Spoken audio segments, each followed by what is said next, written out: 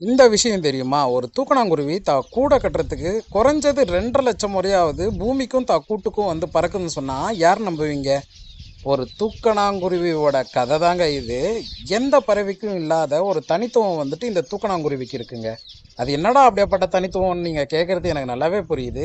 ஏன்னா நிறைய பறவைகள் வந்துட்டு கூட்டை வந்து எப்படியாவது அமைச்சிக்கலாம்னு இருக்கும். ஆனா இந்த தூக்கணாங்குருவி மட்டும் அப்படி இல்லைங்க.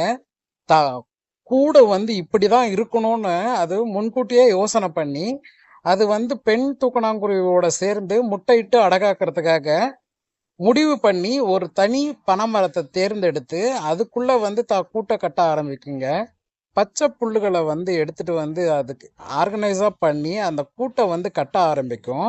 அந்த கூடு எப்படி இருக்கும்னா, எதிரிகள் இருந்து காப்பாத்திக் கொள்றதுக்காக, தான் மட்டுமே உள்ள போய் வெளியில வரணும். அந்த மாரி தாங்க அது அமைக்கும். நீங்க இப்ப பார்த்துட்டு இருக்கிறது ஒரு தனி கூடு மட்டும் தான் பார்த்துட்டு இருக்கீங்க. இந்த கூட்டுல வந்து ஒரு பெண் குருவி, ஒரு ஆண் குருவி தங்குற மாரி இருக்கும்.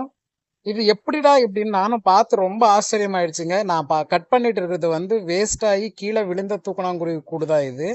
என்னடா இது கூடு எடுத்துன்னு வந்து கட் பண்றானேன்ட்டு திட்ட ஆரம்பிச்சிட்டு இருப்பீங்க நிறைய பேரு.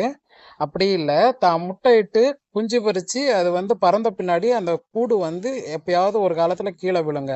அந்த விழுற டைம்ல நான் ஒண்ணு எடுத்துட்டு வந்து இது என்னதான் இப்படி இருக்குன்னு நான் பார்த்தேன். நிறைய இன்ஜினியர்ஸ் இந்த காலத்துல பில்டிங் கட்டுறாங்க. நானும் பார்த்துருக்கேன். அதுல என்னங்க அதிசயம்? இதுங்க அதிசயம்.